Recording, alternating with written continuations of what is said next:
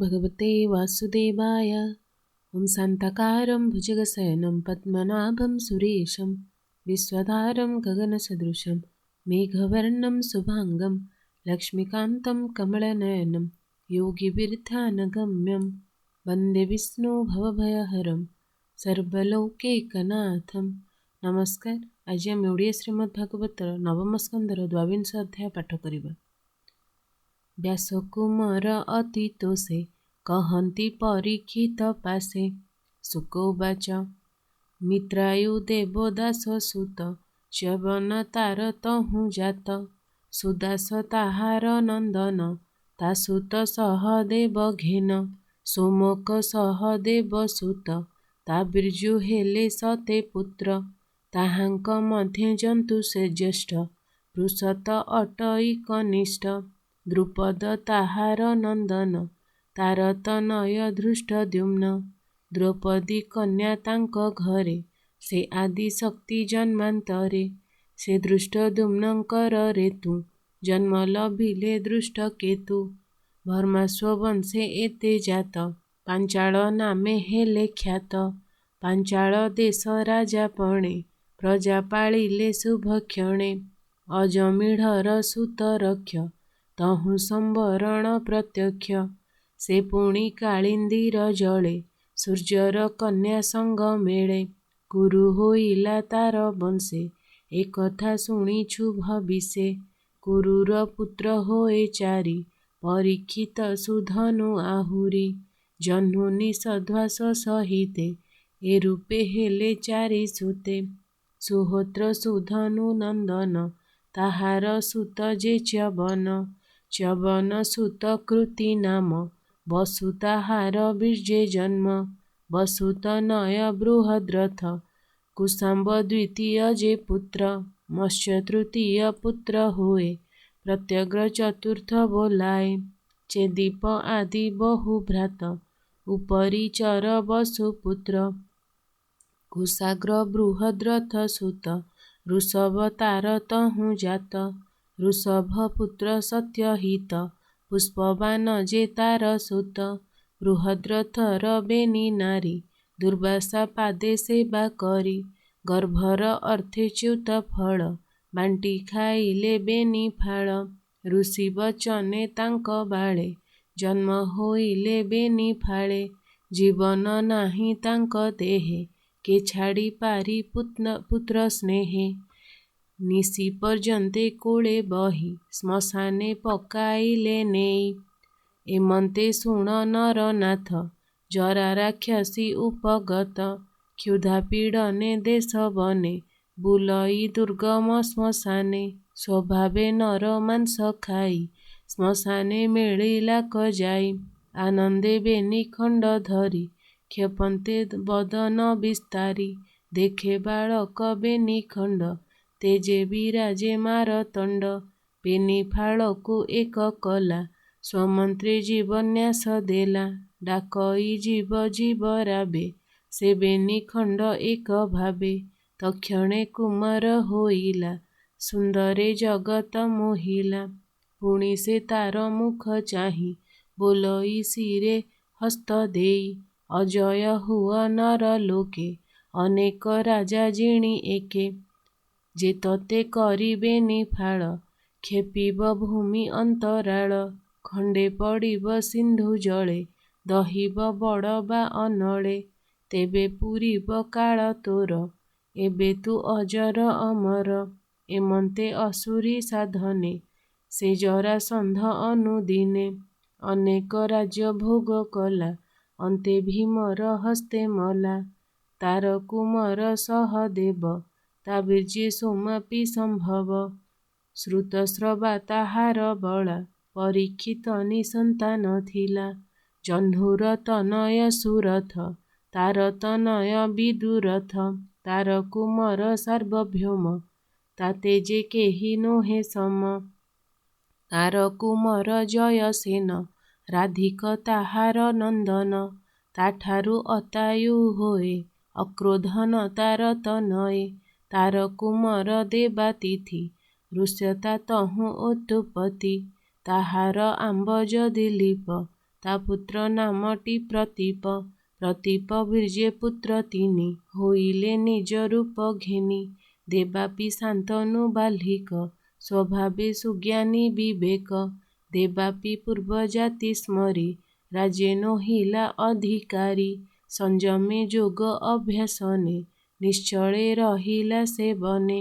ପିତାର ବଚନ ନ କଲା, ଅରଣ୍ୟେ ନିର୍ଭୟେ ରହିଲା।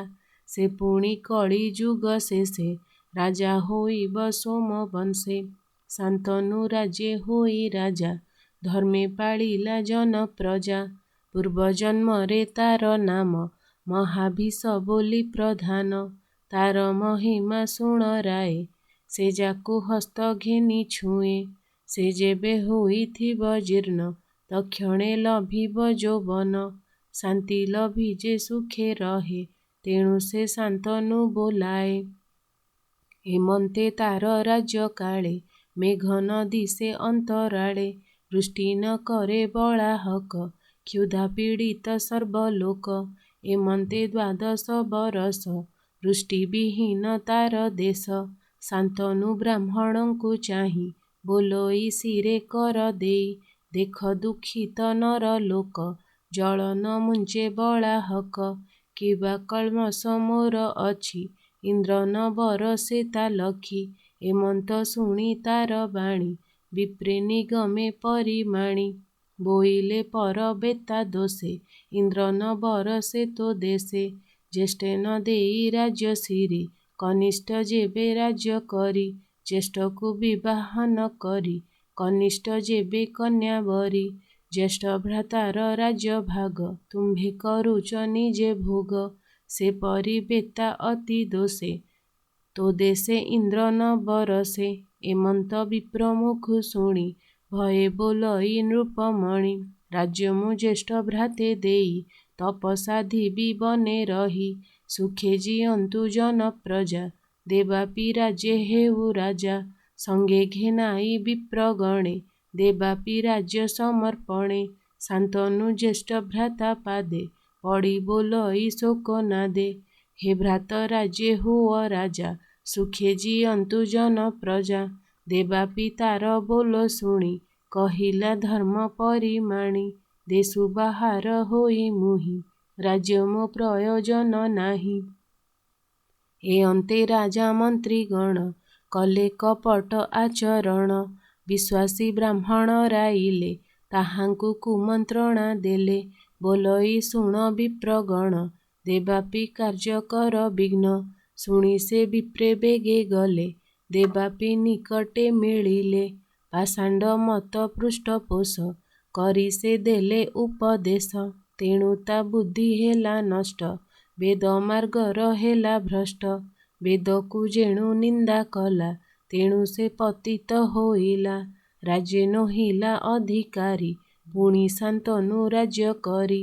ତାହାର ଦୋଷ ନ ରହିଲା, ଦେବାପି ବେଦ ନିନ୍ଦା କଲା। ତକ୍ଷଣେ ନିଗମ ବଚନେ, ଯିମୁତେ ମିଳିଲେ ଗଗନେ। ଗମ୍ଭୀର ଘୋର ନାଦ କରି, ତକ୍ଷଣେ ବରଷିଲେ ବାରି। ଦେବାପି ମନେ ଜ୍ଞାନ ଭରି, କଳାପ ଗ୍ରାମ ଆଶ୍ରେ କରି। ବିଶ୍ୱ ସଂସାରେ କାଳ ବଳେ, ସୋମବଂଶ ବିନାଶ ବେଳେ। କଳିର ଥିବ ଅବଶେଷ, ସେ ପୁଣି ସ୍ଥାପି ସୋମବଂଶ। ରାଜା ହୋଇବ ଦିନାକେତେ, ପ୍ରଜା ପାଳିବ ଧର୍ମ ଚିତ୍ତେ। ମର୍ତ୍ତ୍ୟେ ସ୍ଥାପିବେ ସୋମବଂଶ, ଯେ ଅବା ଥିବ ଅବଶେଷ। ବହ୍ନିକ ବୀର୍ଯ୍ୟେ ସୋମଦତ୍ତ, ଭୂରି ଭୂରି ସ୍ରବାତା ସୂତ। ସଲକୁ ଘେନି ପୁତ୍ର ତିନି, ସୋମଦତ୍ତର ବୀର୍ଯ୍ୟେ ଜନ୍ମି। ଶାନ୍ତନୁ ବୀର୍ଯ୍ୟେ ପୁତ୍ର ଜାତ, ଭୀଷ୍ମ ନାମରେ ଗଙ୍ଗାସୂତ। ସେ ସର୍ବ ବୀର ଶିରୋମଣି, ପରଶୁରାମେ ଯୁଦ୍ଧେ ଜିଣି। ଶାନ୍ତନୁ ଦାସ କନ୍ୟା ଗର୍ଭେ, ଚିତ୍ରାଙ୍ଗଦ ଯେ ଜାତ ପୂର୍ବେ। ସେ ଚିତ୍ରାଙ୍ଗଦ ନାମେ ସୂତ, ସେହି ଗନ୍ଧର୍ବେ ହେଲା ହତ। ବିଚିତ୍ର ବୀର୍ଯ୍ୟ ଅବରଜ, ଏବେ ହୋ ଶୁଣ କୁରୁ ରାଜ। ସେ କନ୍ୟା ଗର୍ଭେ ଗଙ୍ଗା ଜଳେ, ଧରି ଯେ ପରାଶର ବଳେ। ବ୍ୟାସ ମୁନିଙ୍କି ଜନ୍ମ କରି, ସମ୍ଭ୍ରମେ ତାକୁ କୋଳେ ଧରି। ବଦରୀ ବନେ ପକାଇଲେ, ଗୋବିନ୍ଦ ତାହାଙ୍କୁ ରଖିଲେ। ସେ ବିଷ୍ଣୁ ଅଂଶେ ମହାମୁନି ପ୍ରତ୍ୟକ୍ଷ ବିଷ୍ଣୁ ତେଜ ଘେନି ହରିର ଅଂଶେ ଓତପର୍ଣ୍ଣ ନାମତା କୃଷ୍ଣ ଦ୍ୱୈପାୟନ ପୈଳ ଆଦି ଶିଷ୍ୟ ଗଣେ ବିଦ୍ୟା ଅଭ୍ୟାସୀ ଜଣେ ଜଣେ ହୋଇଲେ ସର୍ବଶାସ୍ତ୍ର ବେତା ସକଳ ଗୁଣେ ଗୁଣବନ୍ତା ସେ ମତେ ରେତୁ ଜାତ କଲେ ଏ ଭାଗବତ ଶିକ୍ଷା ଦେଲେ ଏମନ୍ତେ କାଶୀରାଜ ଘରେ ଭୀଷ୍ମ ଯେ କନ୍ୟା ସ୍ୱୟଂବରେ ଦୁର୍ଗମ ଲାଖ ବିନ୍ଧି ବଳେ ଅନେକ ନୃପତିଙ୍କ ମେଳେ ରାଜାଙ୍କୁ ଲାଖ ବିନ୍ଧି ଜିଣି ଲଭିଲେ ନୃପତି ଦୁଲଣୀ ଅମ୍ବିକା ଆଉ ଅମ୍ବାଳିକା କନ୍ୟାଏ ବର ବରି ଏକା ତାହାଙ୍କୁ ନିଜ ପୁରେ ଥୋଇ ବିଚିତ୍ର ବୀର୍ଯ୍ୟେ ବିଭା ଦେଇ ଅମ୍ବା ଯେ ଅନେନ ବରିଲା ଭୀଷ୍ମଙ୍କୁ ମହାକ୍ରୋଧ କଲା ତପ ସାଧିଲା ନାନା ମତେ ପୂର୍ବେ ମୁଁ କହିଅଛି ତୋତେ ଦୁଇ ଭାର୍ଯ୍ୟାରେ ହୋଇ ରତ ବିଚିତ୍ର ବୀର୍ଯ୍ୟେ କାମ ମତ ଯକ୍ଷ୍ମା ରୋଗରେ ହୋଇ ଗ୍ରସ୍ତ ଅଳ୍ପ କାଳରେ ହେଲା ହତ ସନ୍ତାନହୀନ କୁଳ ଦେଖି ସମସ୍ତେ ହୋଇଲେ ଦୁଃଖୀ ମାତାଙ୍କ ଆଦେଶକୁ ମାନି ତାର ସୋଦର ବ୍ୟାସ ମୁନି ବିଚିତ୍ର ବୀର୍ଯ୍ୟର କ୍ଷେତ୍ରରେ ପୁଣି ସେ ଗର୍ଭାଧାନ କରେ ବ୍ୟାସଙ୍କ ବୀର୍ଯ୍ୟେ ତାଙ୍କ ଗର୍ଭେ ପୁତ୍ରେ ଉପୁଜିଲେ ସ୍ୱଭାବେ ଜ୍ୟେଷ୍ଠ କୁମର ଧୃତରାଷ୍ଟ୍ର ପାଣ୍ଡୁ ଯେ ତାହାର କନିଷ୍ଠ ଦାସୀର ଉଦରେ ତାହାର ପୁଣି ଯେ ଜନ୍ମିଲା ବିଦୁର ଧୃତରାଷ୍ଟ୍ରର ସତେ ପୁତ୍ର ଗାନ୍ଧାରୀ ଗର୍ଭେ ହେଲେ ଜାତ କନ୍ୟାଏ ଜନ୍ମେ ଅନୁପମ ଦୁଶୀଳା ସେ କନ୍ୟାର ନାମ ଭାତୃଗଣଙ୍କ ମଧ୍ୟେ ଶ୍ରେଷ୍ଠ ସେ ଦୁର୍ଯ୍ୟୋଧନ ଯେ ଅଟେ ଜ୍ୟେଷ୍ଠ ଅଙ୍ଗିକା ଋଷି ଶାପ ଫଳେ ପଞ୍ଚବାଳକ ପାଣ୍ଡୁ କୋଳେ ଜନ୍ମିଲେ ଅତି ଗୁଣବନ୍ତ ତାହାଙ୍କ ସଖା ଯେ ଅନନ୍ତ ତା ପତ୍ନୀ କୁନ୍ତୀ ଗର୍ଭେ ଜାତ ଯୁଧିଷ୍ଠିରାଦି ତିନି ସୁତ ଧର୍ମପବନ ଇନ୍ଦ୍ର ବୀର୍ଯ୍ୟେ ତିନି ବାଳକ ମହାତେଜେ ମାଦ୍ରୀର ଗର୍ଭେ ପୁତ୍ର ଦୁଇ ନକୁଳ ସହଦେବ ହୋଇ ଅଶ୍ୱିନୀ କୁମାରଙ୍କ ବୀର୍ଯ୍ୟେ ଜନ୍ମେ ହୋଇଲେ ମହାତେଜେ ଏ ଯେ ହୋଇଲେ ପଞ୍ଚଭ୍ରାତ ଏହାଙ୍କ ହେଲା ପାଞ୍ଚ ସୁତ ଦ୍ରୌପଦୀ ଗର୍ଭେ ହେଲେ ଜନ୍ମ ଶୁଣହୋ ତାହାଙ୍କର ନାମ ଯୁଧିଷ୍ଠି ପୁତ୍ର ପ୍ରତିବିନ୍ଧ୍ୟ ତାକୁ ନ ଲାଗେ ବ୍ୟାଧି ଦ୍ୱନ୍ଦ୍ୱ ଭୀମର ପୁତ୍ର ଶ୍ରୁତସେନ ଶ୍ରୁତକୀର୍ତ୍ତି ତାତ ଅର୍ଜୁନ ନକୁଳ ସୁତ ଶତାନିକ ସୁଜ୍ଞାନୀ ପଣ୍ଡିତ ବିବେକ ସହଦେବର ଯେ ନନ୍ଦନ ତାହାର ଶ୍ରୁତକର୍ମା ନାମ ପୌରବୀ ଗର୍ଭେ ଧର୍ମସୁତ ଦେବକ ସୁତ କଲେ ଜାତ ହିଡିମ୍ବି ଗର୍ଭେ ଭୀମ ବୀର୍ଯ୍ୟେ ଜନ୍ମିଲା ଘଟୋତ୍କଚ ତେଜେ ପୁଣି ଭୀମର ବୀର୍ଯ୍ୟେ ଜାତ କାଳୀର ଗର୍ଭେ ସର୍ବଗତ ସହଦେବର ପୁତ୍ର ଜାତ ବିଜୟା ଗର୍ଭରେ ସୁହତ୍ର କରେଣୁମତି ଗର୍ଭେ ପୁତ୍ର ନକୁଳ ବୀର୍ଯ୍ୟେ ନରମିତ୍ର ଉଲୁପି ଗର୍ଭେ ଇରାବନ୍ତ ଅର୍ଜୁନ ବୀର୍ଯ୍ୟେ ହେଲା ଜାତ ମଣିପୁରେଶ କନ୍ୟା ଠାରେ ପୁଣି ଅର୍ଜୁନର ଅଂଶରେ ବଭ୍ରୁବାହନ ଜନମିଲା ପୁତ୍ରିକା ତନୟ ସେ ହେଲା ପୁତ୍ରିକା ଧର୍ମେ ଯେଣୁ ବରେ ତେଣୁ ସେ ରାଜା ମଣିପୁରେ ସୁଭଦ୍ରା ଗର୍ଭେ ତୋର ତାତ ହୋଇଲେ ଅଭିମନ୍ୟୁ ଜାତ ସେ ମହାବୀର ବାହୁବଳେ ଜିଣନ୍ତା ନାହିଁ ଭୂମି ତଳେ ଯେ କୁରୁ ବଂଶ ନିପାତନେ ଦ୍ରୋଣନନ୍ଦନ ମହାବାଣେ ଯେ ଶର ବ୍ରହ୍ମଶିରା ନାମେ ତୋ ମାତା ଗର୍ଭେ ଅତି ତମେ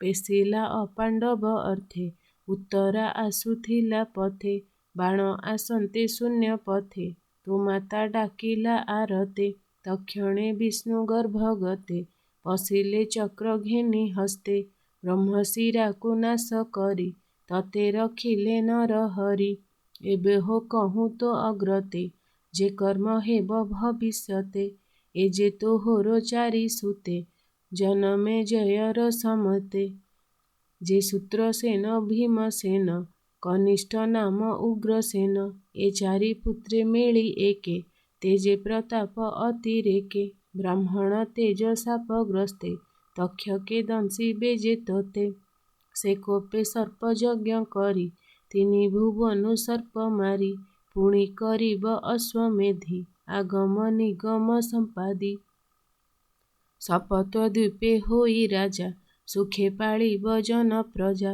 ତାର ତନୟ ଶତାନିକ, ହୋଇବ ସୁଜ୍ଞାନୀ ବିବେକ। ଯାଜ୍ଞବଲ୍ଲର ତହୁଁ ବେଦ, ପଢ଼ିବ ସେ ଉପନିଷଦ। ଶୌନକ ତହୁଁ ଜ୍ଞାନ କ୍ରିୟା, ଶାସ୍ତ୍ର ସାଧିବ ପୁଣ୍ୟ ଦେହା। କୃପାଚାର୍ଯ୍ୟର ସନ୍ନିଧାନ, ଲଭିବ ଯେତେ ଅସ୍ତ୍ର ଜ୍ଞାନ। ସହସ୍ରାନିକ ତା ନନ୍ଦନ, ଅଶ୍ୱମେଧଜ ତହୁଁ ଜନ୍ମ। ତହୁଁ ଅସୀମ କୃତ ଜାତ, ନେମିଚକ୍ର ତାହାର ସୁତ। ହସ୍ତିନାପୁର ନଦୀ ସ୍ରୋତେ, କାଳେ ଯେ ବିନଷ୍ଟ ହୁଅନ୍ତେ। ସେ ପୁଣି କୌଶାମ୍ବୀ ନଗରେ, ବାସ କରିବ ଭବିଷ୍ୟରେ। ହରିହରଙ୍କ ତୋଷ ଅର୍ଥେ, କରିବ ସାଧୁକର୍ମ ଯେତେ। ଉପୁଜେ ନେମିଚକ୍ର ସୁତ, ତାର ସନ୍ତତି ଚିତ୍ରରଥ। ତାର କୁମର କବିରଥ, ତାହାର ବୃଷ୍ଟିମାନ ସୁତ। ସୁଷେଣ ତାହାର ତହୁଁ ଜାତ, ତାହାର କୁମର ସୁନୀତ। ନୃଚକ୍ଷୁ ତାହାର କୁମର, ତା ପୁତ୍ର ହେବ ସୁଖୀ ନଳ। ତାହାର ପୁତ୍ର ପରିପ୍ଳବ, ତା ତନୁ ସୁନୟ ସମ୍ଭବ। ମେଧାବୀ ତାହାର ତନୟ, ତା ପୁତ୍ର ହେବ ନୃପଞ୍ଜୟ। ତାହାର ପୁତ୍ର ନାମ ଦୁର୍ବ, ତା ପୁତ୍ର ତିମି ନାମ ହେବ। ତିମିର ପୁତ୍ର ବୃହଦ୍ରଥ, ସୁଦାସ ହେବ ତାର ସୁତ। ଶତାନିକ ଯେ ତାର ସୁତ, ଦୁର୍ଦ୍ଦମନ ଯେ ତହୁଁ ଜାତ। ତାର କୁମର ବହିନର, ଦଣ୍ଡପାଣି ତାର କୁମର। ତାହାର ପୁତ୍ର ନିମି ନାମ, ତା ତହୁଁ କ୍ଷମକ ଜନମ। ଏମନ୍ତ ବ୍ରହ୍ମକ୍ଷତ୍ର ଯୋନି, ଜନ୍ମ ହୋଇବେ ଦେହ ଘେନି। କ୍ଷମକ ଠାଇଁ ସୋମବଂଶ, ହୋଇବ କଳି ଯୁଗେ ଶେଷ। ଏବେ ହୋ ଶୁଣ କୁରୁ ରାଣ, ମଗଧ ଦେଶ ପରିମାଣ। ମାର୍ଜାରୀ ସହଦେବ ସୁତ, ତା ତହୁଁ ଶ୍ରୁତସ୍ରବା ଜାତ। ଆୟୁତାୟୁତା ନନ୍ଦନ, ତା ସୁତ ନିରମିତ୍ର ନାମ। ତାର ସନ୍ତତି ସୁନକ୍ଷତ୍ର, ବୃହଶ୍ଚେନ ଯେ ତାର ପୁତ୍ର। କର୍ମଜିତ ତାର ତନୟ, ତାହାର ପୁତ୍ର ଶ୍ରୁତଞ୍ଜୟ। ତା ପୁତ୍ର ବିପ୍ର ତାର ସୁତ, ସୁଚିରୁ ହେବ କ୍ଷମ ଜାତ। କ୍ଷମ ସୁଚିର ପୁତ୍ର ଜାଣ, ସୁବ୍ରତ କ୍ଷମର ନନ୍ଦନ। ସମର ପୁତ୍ର ଦ୍ୟୁମତ୍ସେନ, ସୁମତି ତାହାର ନନ୍ଦନ। ସୁବଳ ତାର ପୁତ୍ର ନାମ, ସୁନୀଶ ତାହାର ନନ୍ଦନ। ତାହାର ପୁତ୍ର ସତ୍ୟଜିତ, ତା ପୁତ୍ର ହେବ ବିଶ୍ୱଜିତ। ତାଠାରୁ ରିପୁଞ୍ଜୟ ଜନ୍ମ, ବୃହଦ୍ରଥର ବଂଶ ଜାଣ।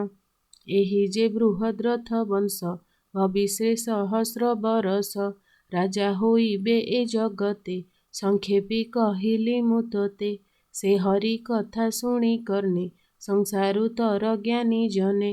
କହିଲା ବିପ୍ର ଜଗନ୍ନାଥ, ନବମେ ବଂଶାନୁଚରିତ। ଇତି ଶ୍ରୀମଦ୍ଭାଗବତେ ମହାପୁରାଣେ ପାରମହଂସ ସଂହିତାୟାଂ ନବମ ସ୍କନ୍ଧେ ଦ୍ୱାବିଂଶୋऽଧ୍ୟାୟः।